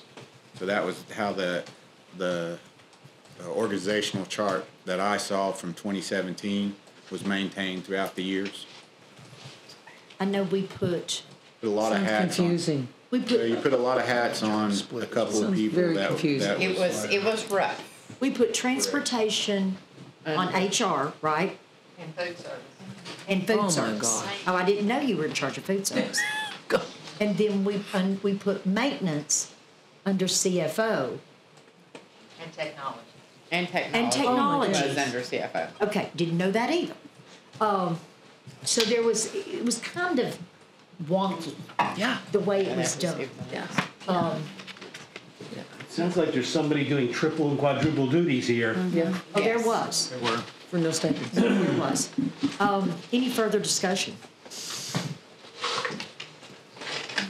Came out of budget, don't need a second. So That's not. Okay. What do we need to vote on here? We're going to, what we are voting on at this particular time is the salary range in which we are authorizing Mr. Stepp to fill this position. Try the most of the range first. Well, what we had discussed with I think Mr. Stepp, the average was.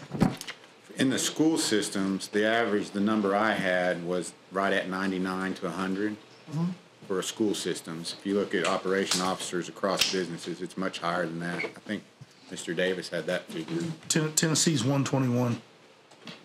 But then we gave you a certain range. What was the range that we?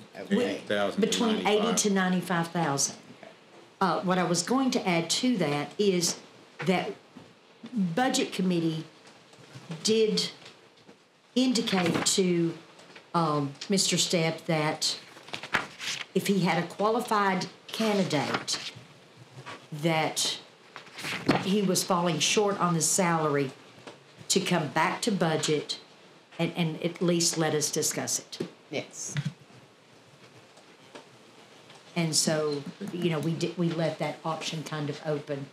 I would still, the motion on the floor is starting at 80 to 95,000. So I'm going to do a roll call vote because it does involve money. Ms. Stoll? Yes. Mr. Safdie? Yes. Ms. Nichols? Yes. Ms. Hamby? Yes. Ms. Hale? No. Mr. Davis? Yes. Mr. King? Yes. Ms. Stout? Yes. And Chairman votes yes. Congratulations, Mr. Stepp. Yes. Thank you. So next is Building and Grounds, Mr. Safdie. The Building and Grounds Committee received a request from Phoenix School to build an awning, and they're using their own funds for that awning. We approved the construction and sent it to this board for approval. So we need a motion to, do we need a motion since it was already approved by the? It's a motion, but it doesn't need a second, and it doesn't involve our money. It's their money, right? It's their money, right. So as long as it's their money, then we just can do a voice. Any discussion on it? Dry our kids. No discussion? Okay, then all in favor? Aye. All opposed? One other issue, the Building and Grounds Committee discussed the auditorium, discussed the traffic signal in front of Martin. We discussed the tennis courts, and Kim Chamberlain was there to address those issues, and he said that this month, or by the end of February, he would have the bids in for the auditorium and give us an estimate on what it would cost to rebuild the tennis courts, tear them down and rebuild tennis courts, or make 4 to 6 of those tennis courts usable. At the same time? Right. So we're expecting something from him at the next full board meeting, if not before. And then we would be just looking maybe at SMHS tennis courts. Right. To do something with those during budget season. Okay. And also the elementary school classroom, he was to have a bid South on that for South. Thank you. Mm-hmm. Yeah. So we should be getting that at the same time. And he also gave us a bid for the stadium steps as well, Oh, that's right. The CCHS stadium step repair. That was going to fall within her budget, right? Yes, that was going to fall within her budget. 18 steps. Yeah, I think the estimate was approximately $5,000 to fix the steps, a little bit more than that or less, but the bids haven't come in yet. He said he would contact the committee and let us know what the construction people would say. That's underway. Yeah, that's underway. It's underway. And they're looking at replacing with metal grade steps rather than replacing with concrete. So they'll hold out Last longer forever. for us. Yep. Yeah. Last forever. Perfect. Thank you, Mr. Safety. Thank you. Appreciate it. Do we have anything from the safety committee? I have not had a meeting yet, but I am looking at trying to set up a meeting for February the 15th. I'd like to look around 4 p.m. if that works for the ones on safety committee. It is a Wednesday, so because we do need to have one and discuss some things. So. Okay. Thank you. I'll get with everybody that's on the committee and confirm that and let you know, Diane. Contract committee, we have not had a meeting. We've not had anything to meet. But I understand, Mr. Safety, that you sent that third-party agreement to the contract committee. So we'll set one soon and get that underway. Yeah, and Mr. Patton said that there were elements of it that were really not contractual, they were procedural. And I'm sure that he'll discuss that with you at your meeting. Sure. We'll make sure Earl's available for the contract committee. Sure. Okay, thank you. Next on the agenda is the Chief Financial Officer's report. Ms. Bray. Yeah, the first part are budget amendments, so I didn't know if y'all want me to describe each one of the budget amendments for you. Ms. Bray. So 18A. Okay, the first one's. Yeah, the first one is the 142 BOE's. Amendment Federal ARP. It's 18A right now. The first one is the BOE's travel expense that the budget committee would like to move it there. Right. The second one is longevity pay was left out for the CTE bookkeeper, so we had to adjust to cover that. Okay, now that 706-429, that's just the longevity pay? $1,475.76 is just longevity, I guess. Okay, I see. Okay, I'm looking at the next one. Sorry. Okay. It was just missed on the budget originally. I would like to go back to the first one, that the board's travel.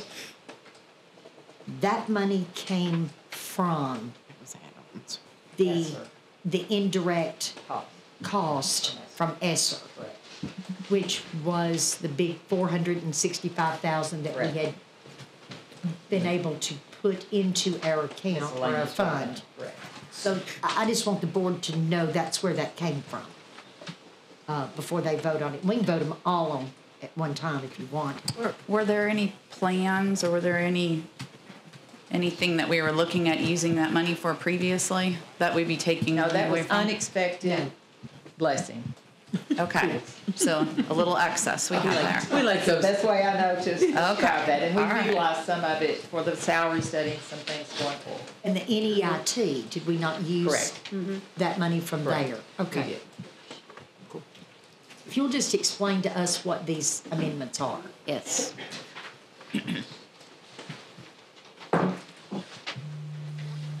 Then we've got one from CTE where we didn't have a CTE construction teacher at CCHS the first half of the year. We had the SMHS teacher that was traveling, so they're moving some of that salary money down into instructional supplies. We do have extra CTE teachers this year, but we didn't budget for their supplies, so we're going to utilize some of that monies to do that. Some of the 465. Okay. No, the 10,000. The 10. Okay. I moved on Never to mind. the next one. Sorry. Never mind. We good there? And then the next one is just the $10,000 that we received for the STEM middle school grant. And that was a competitive grant. That was a competitive grant that we got $10,000. So that's just a new grant. That's just new money. Yay. People giving us money. All right, we'll take it. All day long. All day long. Uh-oh. So that's, okay, that's new money. I didn't What was know. earned, right, if it's a competitive grant? They did a very good job. Yes. Okay. That's good. Good job. And then the next one is just some sped cleanup where we needed to move some funds around that weren't being utilized to something that was going to be utilized, especially we had a shortage in our non-certified substitute teacher line in special education. We had one teacher that was out for a substantial amount of time that we don't normally have that. And so we needed to move some monies there for that.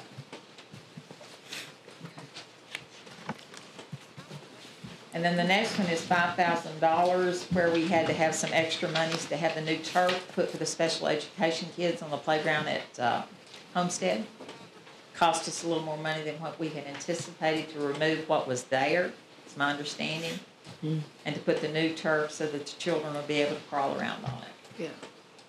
Yeah. Is this coming from federal? 142 is on. 142 is federal, Okay. yes.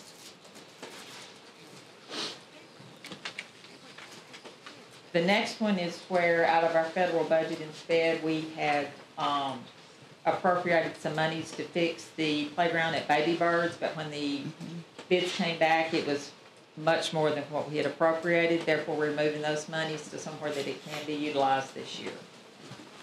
So we're not doing the Not playground at for the this baby time. birds? It was just, the cost was astronomical. So we might need to look at that again later on. They need a playground. Yes, they do. That's super important. The next one is some more good news. They decided to give us another $180,789. Who is they that keeps giving us this money? Don't ask. Don't ask. So me. this happened. Yeah, this happened at the same time. They were the state was being audited by USAID, and they had been miscalculating Title I monies, I guess. So that's where we lost $90,000. We gained 180 here. That's Yeah. awesome. So and then we gained this money in special education through that new recalculation. And then I think the next one, the 2,861, is basically the same thing. New allocation.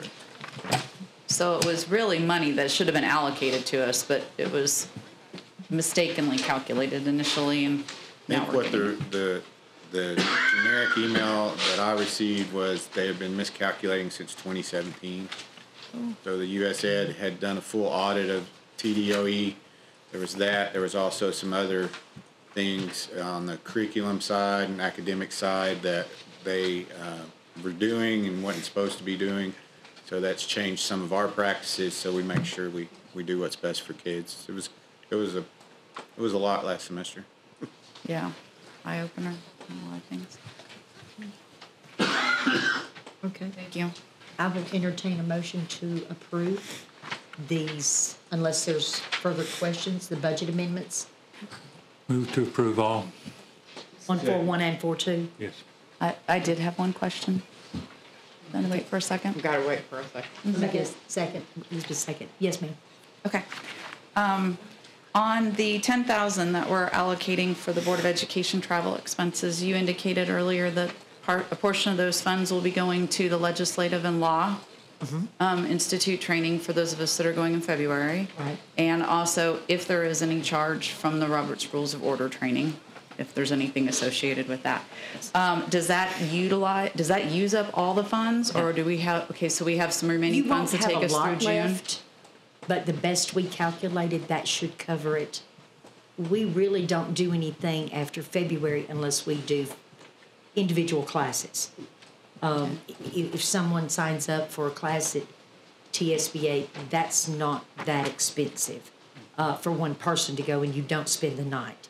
So this will be the last overnight until the new budget comes in. Okay. Not comfortable, we'll revisit all of that in the new budget. New budget. Oh, and we did have a lot of new board members roll on this year, which impacts the travel budget because of orientation and the things that have needed to be attended by them. Well, and also the expenses right come out of that. Yeah. Okay. So beyond that, we don't have anything else scheduled that would be utilizing this money, or that we anticipate will be utilizing the money other than the individual. Right. And this should cover anything we may need. We talked about it thoroughly, and we decided that it would cover it. Okay. Okay. Thank you. So we have a first and a second. Roll call, Ms. Stoll? Yes. Mr. Safdie? Yes. Ms. Nichols? Yes. Ms. Hamby? Yes. Ms. Hale? Yes. Mr. Davis? Yes. Mr. King? Yes. Ms. Stout? Yes. And Ms. Boston votes yes.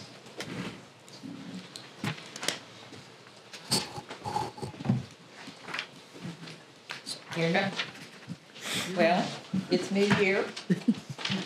Here I am again. As far as revenues, we're about where I would anticipate we would be, right at close to 50%, so that's a good thing at this point in the year. Expense-wise, we're a little bit below, we're at 43.3%, but we've got one big project that has just recently started that's gonna come out of this, that will hit this at some point, which is gonna be the roof at Stone Elementary. But so far, so good. I don't really see anything in here that really scares me or concerns me at this point. Anytime you have questions on this, I can run the detail on any of these accounts. Be happy to do that. Is there any questions about it? I have one. Okay. What is proceeds from the sale of capital assets? It's $8,500. I don't know. I have to look and see. Okay. Okay. I have no idea. Okay. What did we sell? Sometimes we retire things and he puts it on that local or that government website. Okay. You can sell things and take bids. I know we've done that on buses. I'm going to think it's probably something on that, but I really don't know. I can look and see. Okay. Anything else? Sales tax is still looking good. We're close to $200,000 ahead for the county at this point in time. Yeah, we did not do as well in October. You just need to keep in mind, and this shows for December, that's October cash register receipts. So there's always going to be a 2-month lag. So we still not hit Christmas yet in November and December when everybody was at Buc-ee's and all these places shopping. So hopefully in the next couple of months we'll see some really positive numbers from that. And I know some of you have been very concerned about budgeting and not having a CFO, but I just want everybody to know we're on schedule. We're proceeding as you would normally proceed. The principals have their budget forms to be back to me. We scheduled allotment meetings. All of our supervisors have their budgets and they're working on those. They're to be back to me next week. So we're proceeding ahead. You are doing amazing. Thank you so much. I'm sorry to say, I'd like to say she's doing amazing, and that's not my concern of having a CFO. I don't want to wear her out. That's right. And burn her out. Because there's no reason to for you to have to wear so many hats. But I do appreciate what you do, and you're doing great. Yes, so, thank and I you, did not mean to interrupt you, Miss Boston. That's okay. We offered her the job yesterday. If you don't want it, I had that job for many years. That's why I said we offered her the job yesterday. She didn't want it. She's I happily really like the interviewing one that for I was him. hired to do. There you go, amen. But do you ever get to do that? Oh yeah, I do that one too. I don't think anything's falling through the cracks. No, I think you're doing great. You're excelling. You're amazing. We appreciate you. Thank you. Thank you. Next on the agenda is the consent agenda. Move to approve the consent agenda. Second. Any discussion from any items on the consent agenda? If not, all in favor? Aye. All opposed? Thank you for that. Then we'll go down to old business. I just want to mention one thing. One of our board members made a suggestion that I think it's a great suggestion, is when we have a committee meeting, if the chairman of that committee meeting could just kind of go back, send out everybody a quick email, this is what happened, this is what we discussed, there's no conversation back and forth, it's just an information. Then we may be getting the agenda, we're kind of heads up on everything. If you don't get to come to the building and grounds, you still know what happened. Thank you, Mr. Davis. So if the chairmans of those committees could possibly, I mean, we could just start trying it and see how it worked. I think it would be very informative. I think so too. Aren't those online? I mean, anyway? No, not right after the meeting. Okay. So just send a synopsis out. Here's what we discussed. I mean, you don't have to give them the minutes, but just a real quick brief of what happened. We can try it and see. I think that's a good idea. I would appreciate being included in those emails. Yes, sir. Because I try to make the ones where I see obvious legal issues, but when there's, sometimes, they're hidden. And I may find out about it later, and I'd just like to stay as on top of those things as I Well, if we could send you, that would even put you more informed. It would help. Okay, perfect. We'll be more than happy to do that. Questions from the media? Please ask me a question. Come on, Mom. We ask you this every month. No questions. You're so cute. No questions. Nope. We appreciate you being here. Yes. And with that being I said. make a motion we adjourn. Second. All in favor? Aye. All opposed? Stephanie's out the door already.